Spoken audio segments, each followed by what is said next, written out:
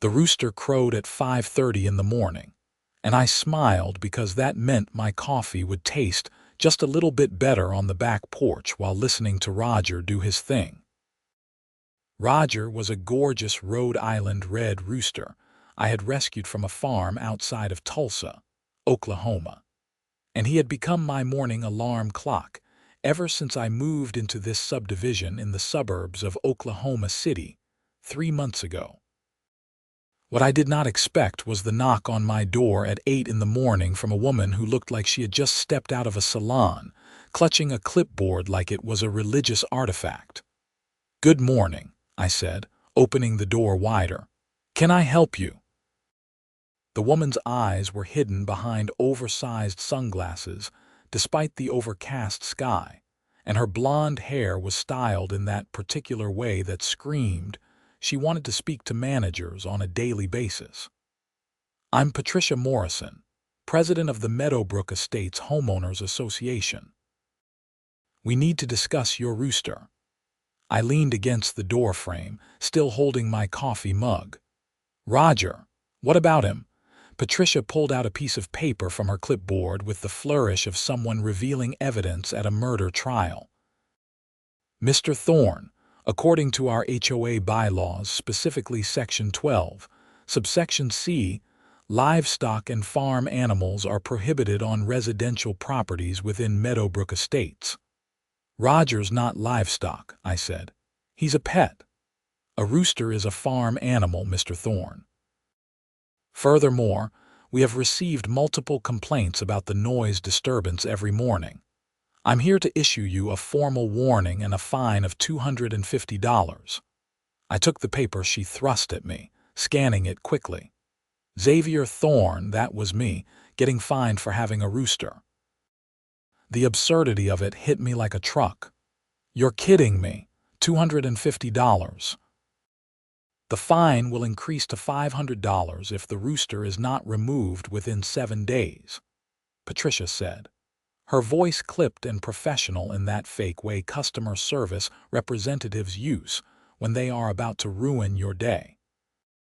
"After 14 days, we will pursue legal action to force compliance." "Who complained?" I asked. "That information is confidential," Patricia replied, adjusting her sunglasses. "Good day, Mr. Thorne. I trust you will handle this matter promptly." She turned on her designer heels and walked back to her pristine white Mercedes SUV parked in my driveway.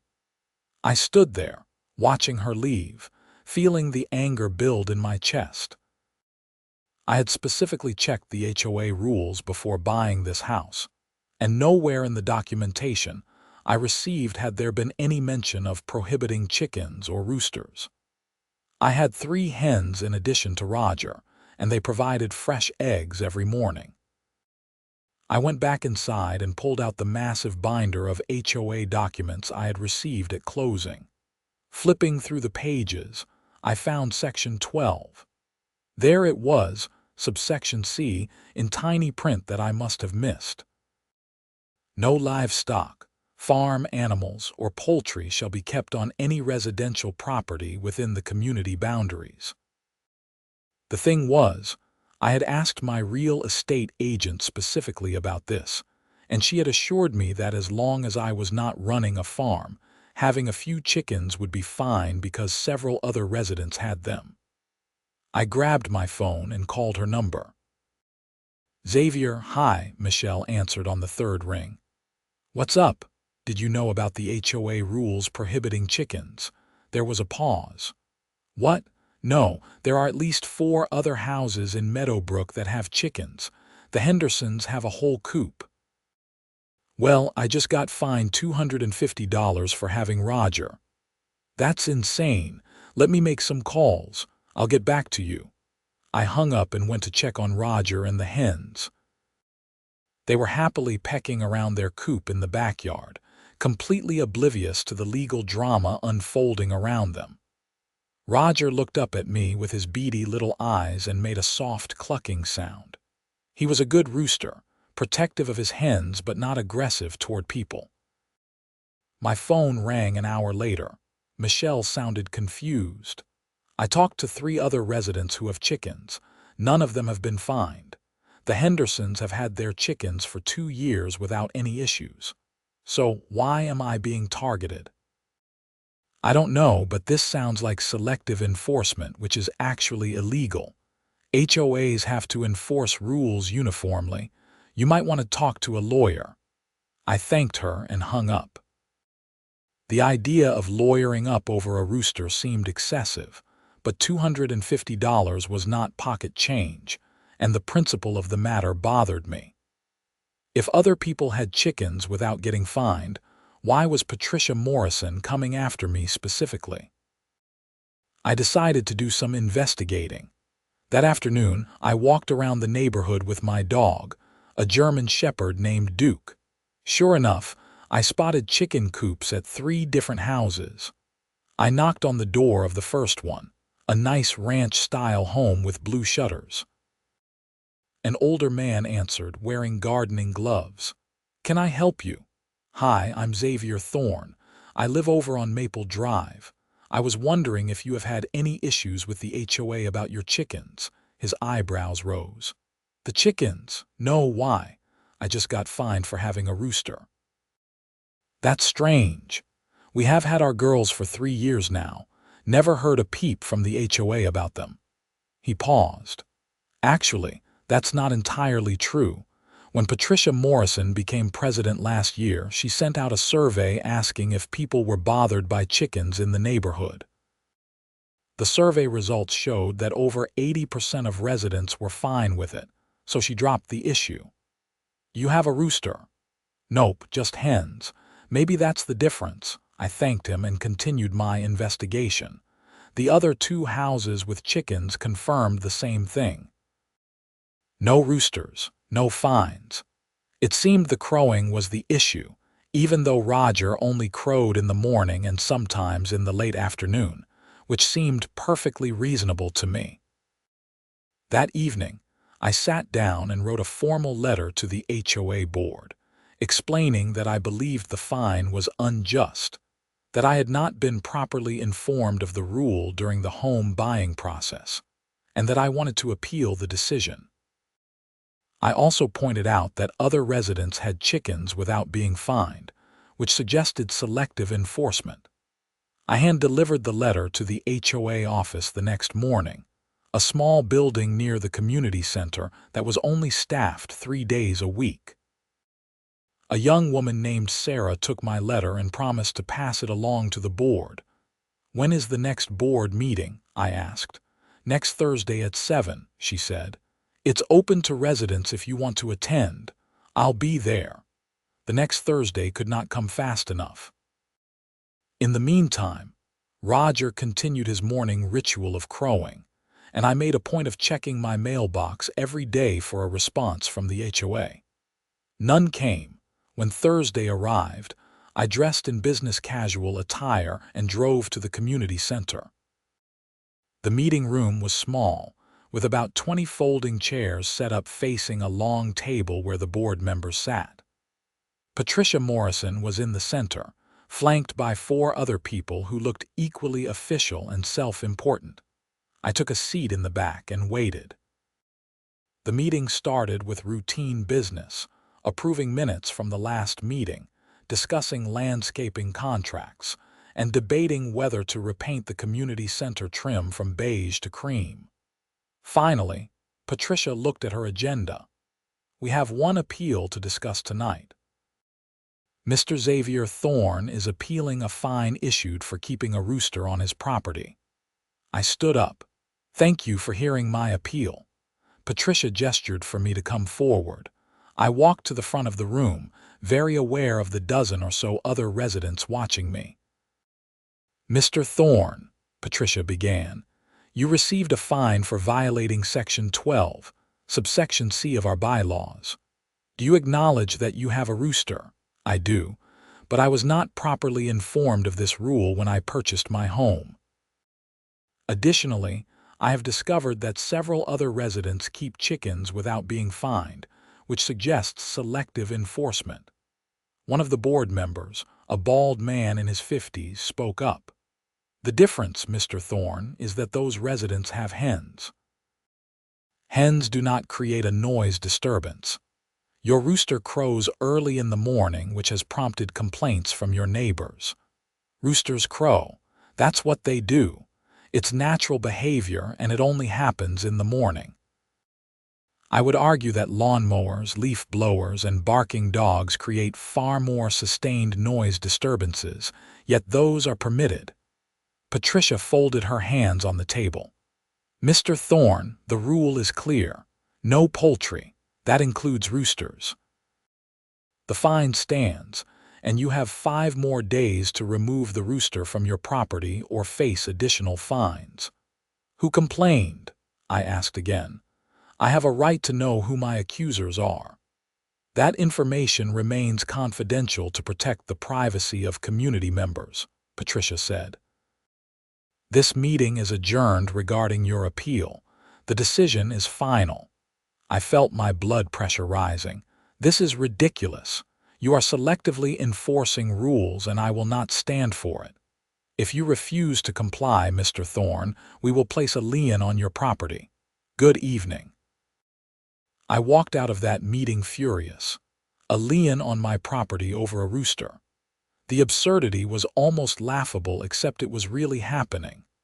I sat in my truck in the parking lot, gripping the steering wheel and trying to calm down.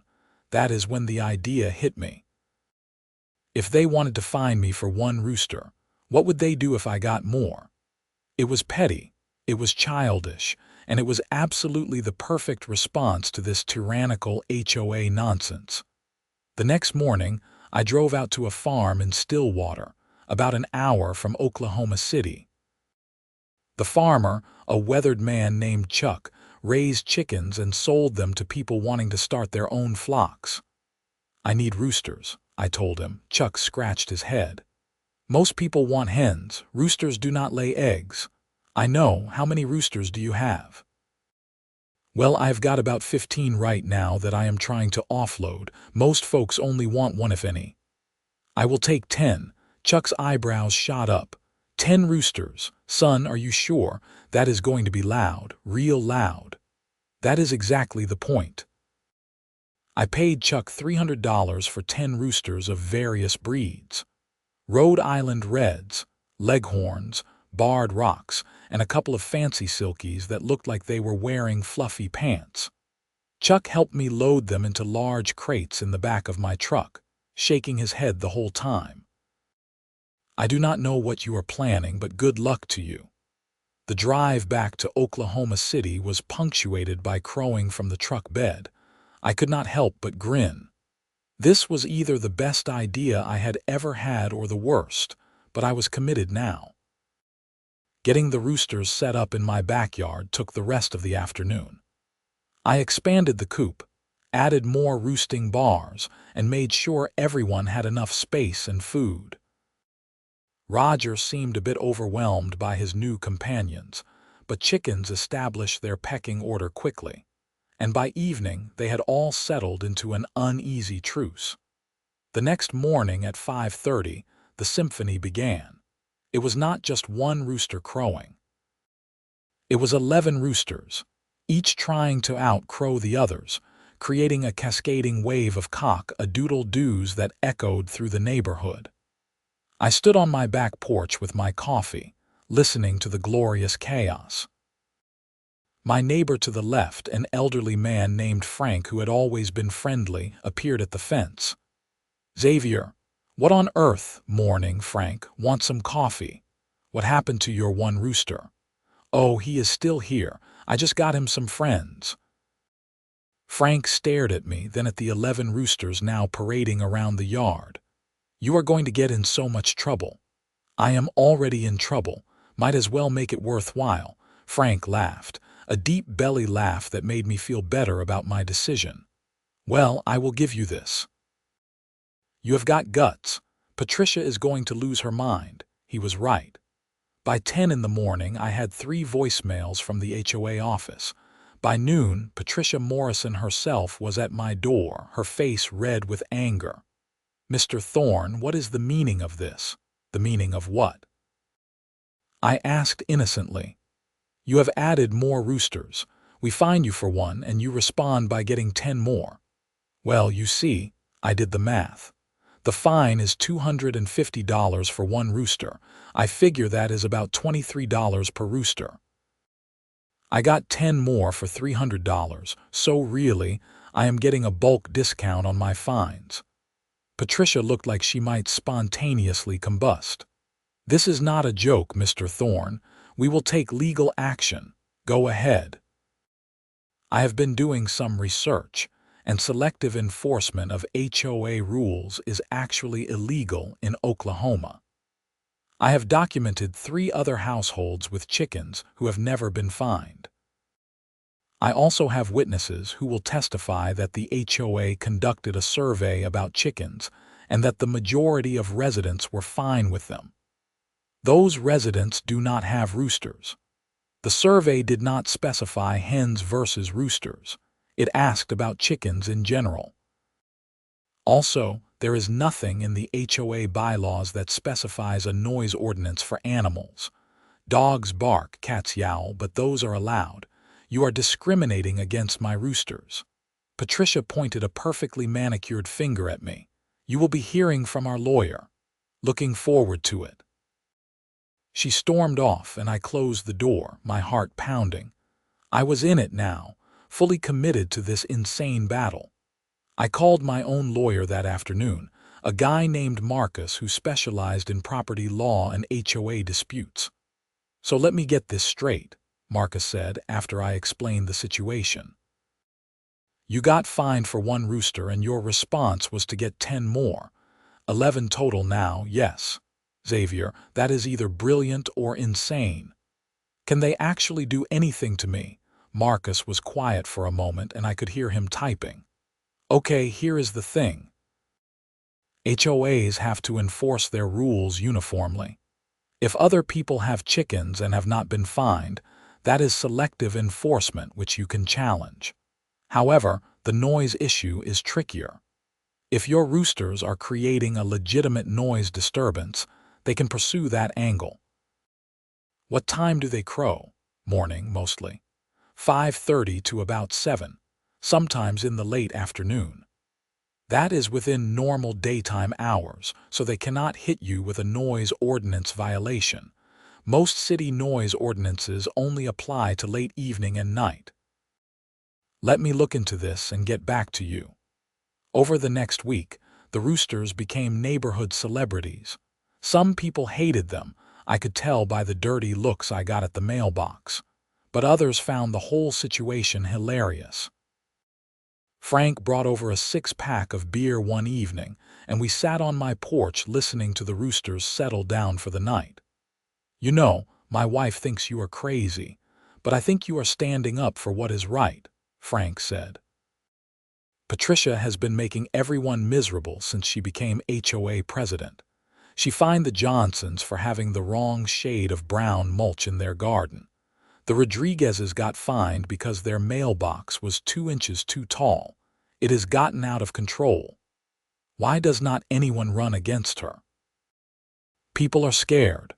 She has friends on the board and she is vindictive. The Mitchells spoke out against her at a meeting last year, and suddenly they were getting fined for every tiny violation she could find. Their grass was a 1/4 inch too long. Their trash cans were visible from the street for 5 minutes past the allowed time. It was harassment. This information made me even more determined. Patricia Morrison was not just enforcing rules. She was using the HOA as a weapon to control people. 2 weeks after I got the 10 additional roosters, I received a certified letter.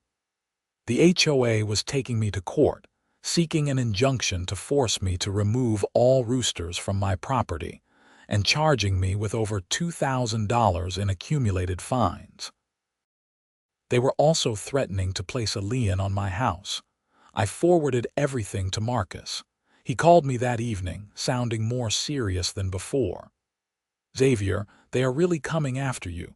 We need to mount a strong defense. I am going to need documentation of the other homes with chickens, any communication you have had with the HOA and witness statements if possible. Can we win? I think so, but it is going to be expensive and time-consuming. Are you sure you want to go through with this?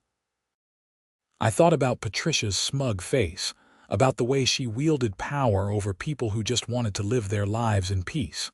I thought about Roger and the 10 other roosters in my backyard, innocent birds caught up in this ridiculous drama.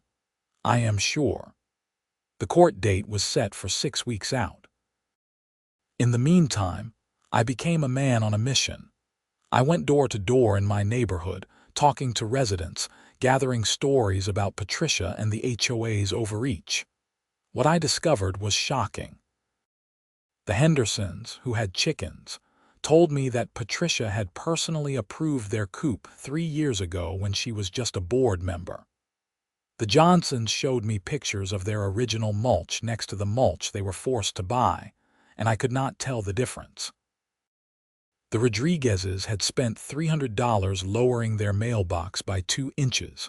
I also found allies.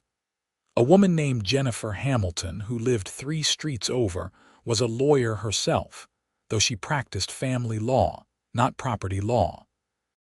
She had been fined by the HOA for painting her front door navy blue instead of the approved colonial blue. The color difference is barely noticeable, Jennifer told me, showing me the paint swatches. But Patricia showed up with a color meter and measured it. A color meter. Can you believe that? Jennifer agreed to help me organize the neighbors. We created a Facebook group called Meadowbrook Estates HOA Reform and invited residents to share their stories. Within a week, we had over 50 members, many with their own tales of HOA abuse. The Roosters continued their morning concerts. I will admit, 11 roosters were loud, very loud. But I had invested in some good earplugs for myself, and honestly, once you got used to it, the crowing became just another background noise like traffic or crickets. Not everyone felt that way. My neighbor to the right, a middle-aged woman named Deanne, confronted me one morning while I was getting my newspaper. Xavier, I have been patient, but this is too much. I cannot sleep past 5:30 anymore. I am sorry, Deanne, but they are just doing what roosters do. I know you are trying to make a point with the HOA, and I respect that, but some of us are innocent bystanders here. She was right, and I felt a pang of guilt. How about I buy you some really good earplugs, the kind that block everything out? Deanne sighed. I guess that is better than nothing. I ordered her a box of premium earplugs from Amazon and delivered them that evening with a handwritten apology note. She accepted them with a tired smile. As the court date approached, Marcus and I prepared our case. We had documented evidence of selective enforcement, witness statements from neighbors, and even the survey results that Patricia had conducted about chickens in the neighborhood. Marcus was confident we had a strong case. The day before the hearing, something unexpected happened. I received a visit from 2 members of the HOA board, neither of whom was Patricia. They introduced themselves as Robert and Linda, and they both looked uncomfortable. Mr. Thorne, may we speak with you privately? Robert asked. I invited them into my living room. They sat on my couch, glancing at each other nervously. We want to apologize, Linda said finally. The board has been reviewing Patricia's actions, and we believe she has overstepped her authority. Overstepped? That is putting it mildly, I said. Robert nodded.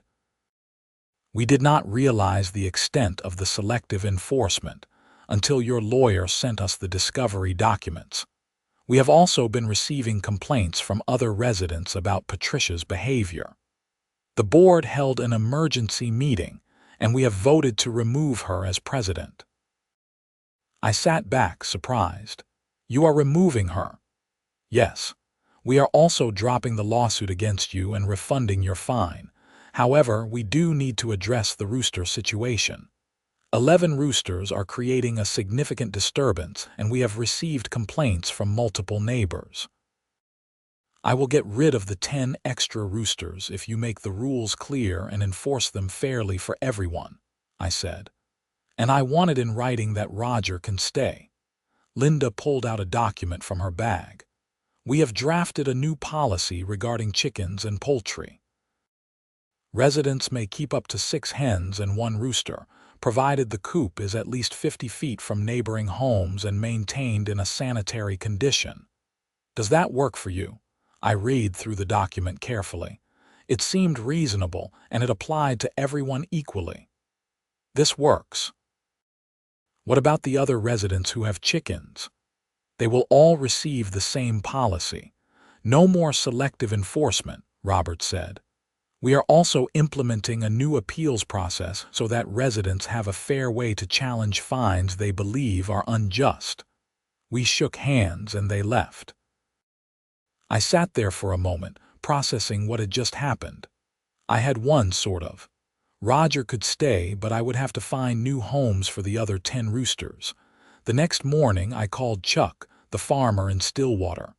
Hey, remember those 10 roosters you sold me? How could I forget? You still alive? Barely. Any chance you want to buy them back? Chuck laughed. I will give you $200 for the lot. Deal. I also called Marcus and told him the news. He sounded relieved. You dodged a bullet, Xavier. This could have gotten really messy. What about Patricia? What happens to her? That is an internal HOA matter. But between you and me, she is probably going to resign completely. The board is talking about conducting an audit of her actions over the past year. The court hearing was canceled, and I loaded the 10 roosters back into my truck that weekend for the drive to Stillwater. Chuck helped me unload them, shaking his head with amusement. You are one crazy dude, you know that, so I have been told. Back home, Roger seemed relieved to have his coop back to a manageable population. The 3 hens clucked happily, and peace was restored to my backyard. The morning crowing was back to a single rooster, which felt almost quiet in comparison. Frank came over that evening with another 6-pack. Heard you got rid of the extra roosters. Yeah, the HOA backed down. I also heard Patricia got ousted. The whole neighborhood is talking about it. Good. Maybe things will improve around here. Frank clinked his beer bottle against mine. You did a good thing, Xavier. You stood up to a bully and you won. But the story was not quite over. 2 weeks later, Jennifer Hamilton called me, her voice excited. Xavier, you need to see this. The board conducted that audit of Patricia's actions, and they found some serious irregularities. What kind of irregularities? Financial ones. Patricia has been collecting fines from residents but not always depositing them into the HOA account. We are talking about thousands of dollars over the past year. Are you saying she was stealing? That is exactly what I am saying. The board has filed a police report. I met Jennifer at a coffee shop in Oklahoma City, where she showed me the audit report. It was damning. Patricia had collected over $15,000 in fines that were never properly accounted for. Some of the fines were legitimate, but many were based on violations that seemed manufactured or exaggerated, just like my rooster situation. What happens now? I asked. The police are investigating. If they find evidence of theft or embezzlement, she could face criminal charges. The investigation moved quickly. Oklahoma City police detectives interviewed board members, residents, and reviewed financial records. Within a month, Patricia Morrison was arrested and charged with embezzlement and theft by deception. I followed the case through local news reports. Patricia's lawyer tried to argue that it was all a misunderstanding, that she had intended to deposit the money but had been disorganized. But the evidence was overwhelming. She had written some of the checks to herself and deposited them into her personal account. The trial took place 6 months after my initial rooster fine. I attended several days of the proceedings, watching as the prosecution laid out a clear pattern of theft and abuse of power. Residents testified about unfair fines, about Patricia's threats and intimidation tactics. The jury deliberated for less than 4 hours before returning a guilty verdict on all counts. Patricia was sentenced to 3 years in prison, with credit for time served, and ordered to pay restitution to the HOA and affected residents. I got a check in the mail 2 months later for $250, my original fine refunded as part of the restitution. I framed it and hung it in my garage, a reminder of the whole absurd adventure. Life in Meadowbrook Estates improved dramatically after Patricia's departure. The new HOA president, a reasonable guy named Tom who worked as an accountant, implemented the reformed policies we had discussed. The chicken policy went into effect, and several other families started small flocks of their own. Roger continued to crow every morning at 5:30, and I continued to enjoy my coffee on the back porch, listening to him. The hens provided fresh eggs, which I often shared with Frank and Deanne, who eventually forgave me for the brief period of rooster chaos. Jennifer Hamilton and I became good friends. She decided to run for the HOA board herself and won easily, campaigning on transparency and fairness. Together with Tom and other reasonable board members, they transformed the HOA from a source of stress into what it was supposed to be, an organization that maintained property values while respecting residents' rights. The whole experience taught me something important about standing up for yourself, even when it seems ridiculous or petty. A rooster crowing should not be a legal battle, but when someone abuses power, sometimes you have to fight back, even if your weapon of choice is 10 additional roosters. I still see Chuck occasionally when I need chicken supplies. He always asks about Roger, and I always tell him the same thing. He is doing great, and he is staying right where he belongs. The Facebook group we created, Meadowbrook Estates HOA Reform, evolved into a neighborhood community page where people share information, organize events, and keep an eye on HOA activities to ensure nothing like Patricia's reign of terror happens again. One thing that surprised me was how many people reached out to thank me after everything settled down. People who had been quietly suffering under Patricia's tyranny, too afraid to speak up, suddenly felt empowered. The Johnsons redid their garden with whatever mulch they wanted. The Rodriguezes raised their mailbox back to a comfortable height. There was a neighborhood barbecue that summer, organized by the new HOA board as a way to bring everyone together. I brought Roger, which got mixed reactions, but mostly laughter. He became something of a mascot, the rooster that brought down a corrupt HOA president. Kids in the neighborhood started asking to visit the chickens. I would let them collect eggs and explained how to take care of the birds. It became an unofficial educational opportunity, teaching children about responsibility and where their food comes from. My relationship with my neighbors strengthened too. Frank and I became regular poker buddies, along with Tom and a few other guys from the neighborhood. Deanne, once annoyed by the Roosters, became one of my biggest defenders, telling anyone who would listen about how I had stood up to Patricia. The local news picked up the story, running a segment about HOA abuse and reform. I was interviewed, standing in my backyard with Roger perched on my shoulder.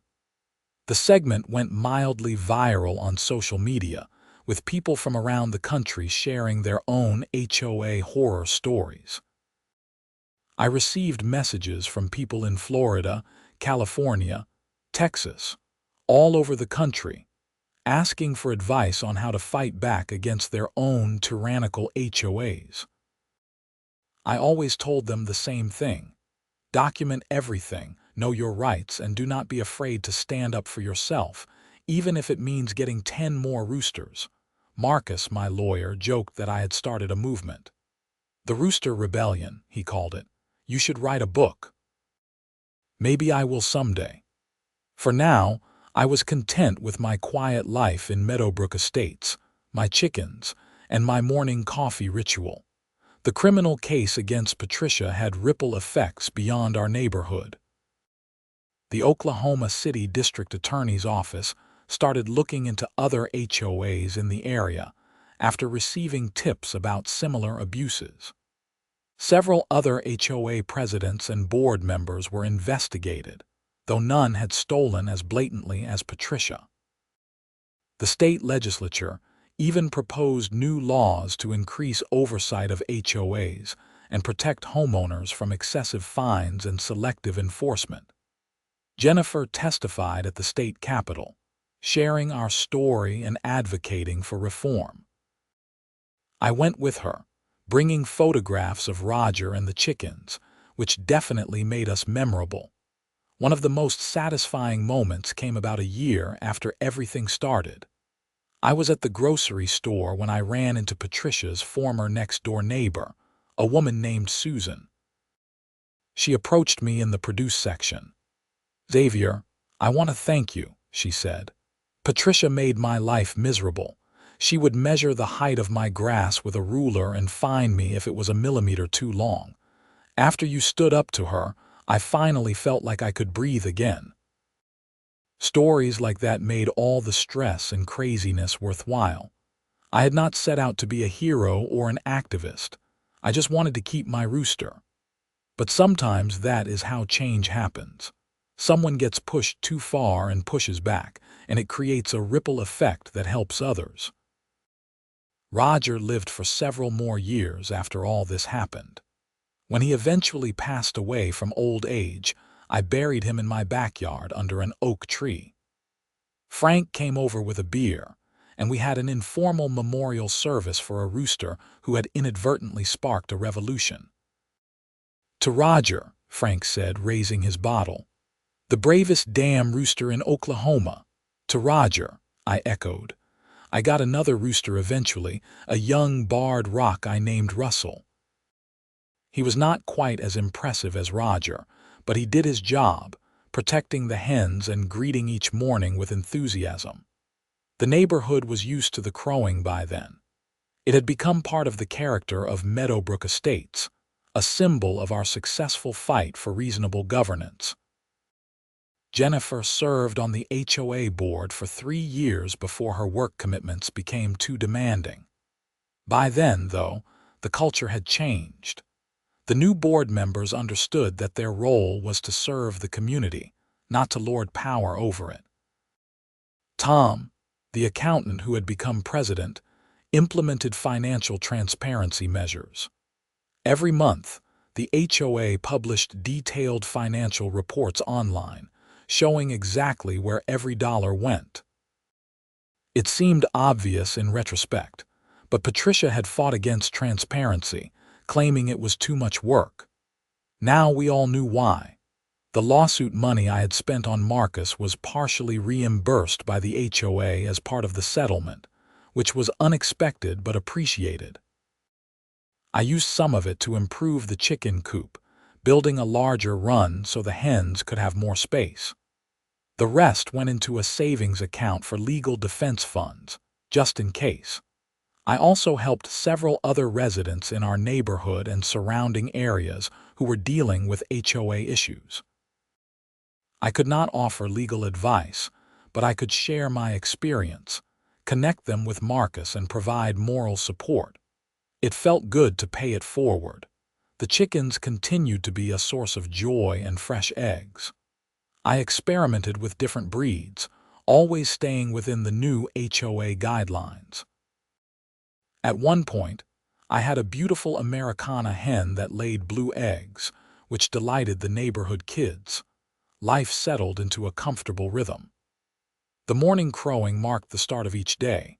The hens provided eggs, and Meadowbrook Estates became a genuinely pleasant place to live. The HOA still existed, but it functioned as it should, maintaining common areas, organizing community events, and handling necessary administrative tasks without overstepping into tyranny. I reflected sometimes on how a simple $250 fine had escalated into a criminal investigation and community reform. It seemed absurd, but it also made perfect sense. Small injustices, when left unchecked, grow into bigger ones. Someone has to draw a line eventually. My line happened to be a rooster named Roger. Years later, I still get occasional messages from people who heard about the story. Some are dealing with their own HOA battles. Others just want to share their appreciation for someone standing up to petty bureaucracy. I always respond, offering encouragement and whatever wisdom I had gained from the experience. The framed refund check still hangs in my garage, next to a photo of Roger in his prime, chest puffed out mid-crow. Visitors often ask about it, and I am always happy to tell the story. It never gets old. Frank jokes that I should run for HOA president myself, but I have no interest in that kind of responsibility. I am happy being a regular resident who occasionally speaks up at meetings when I think the board is heading in the wrong direction. That is the real lesson, I think. You do not have to be in charge to make a difference. You just have to be willing to stand up when it matters. Diane, my neighbor who I had disturbed with the 11 roosters, eventually got chickens of her own. She knocked on my door one spring morning, asking for advice on getting started. I helped her build a coop and picked out 3 gentle hens that would be good for a beginner. I never thought I would be a chicken person, she admitted as we watched her new hens explore their coop. But after everything that happened, I figured why not? And you were right. Fresh eggs really do taste better. The community garden that the HOA maintained also flourished under new management. Patricia had kept it locked except for scheduled hours, requiring residents to sign up weeks in advance for a time slot. Tom opened it up, giving key access to anyone who wanted to tend a plot. The garden became a social hub, a place where neighbors actually talked to each other instead of eyeing each other suspiciously for HOA violations. I claimed a small plot and grew tomatoes, peppers, and herbs. The chicken manure made excellent fertilizer. On summer evenings, I would water my plants and chat with whoever else was there, sharing gardening tips and vegetables. It was the kind of simple community interaction that HOAs are supposed to facilitate, not prevent. Looking back, I realized that getting 10 more roosters in response to being fined was objectively a ridiculous decision. It was petty and spiteful and completely over the top. But sometimes ridiculous actions are necessary to highlight ridiculous situations. Patricia's abuse of power needed a dramatic response to get people's attention. Would I do it again? Absolutely. In fact, if I ever find myself in a similar situation, I might get 12 roosters instead of 10. Sometimes you have to fight absurdity with absurdity, bureaucracy with creative non-compliance, and tyranny with a flock of very loud birds. Russell, my new rooster, crowed outside as I finished my morning coffee. The sound made me smile, just like Roger's crowing always had. It was the sound of home, of freedom, of a battle won and a community improved. Life in Meadowbrook Estates continued peacefully, marked by the changing seasons, neighborhood barbecues, and yes, the daily crowing of roosters. And every morning at 5:30, I raised my coffee mug in a silent toast to Roger, the rooster who started it all, and to the power of standing your ground, no matter how small the issue might seem. Because sometimes, a rooster is not just a rooster. Sometimes, it is a principle worth fighting for.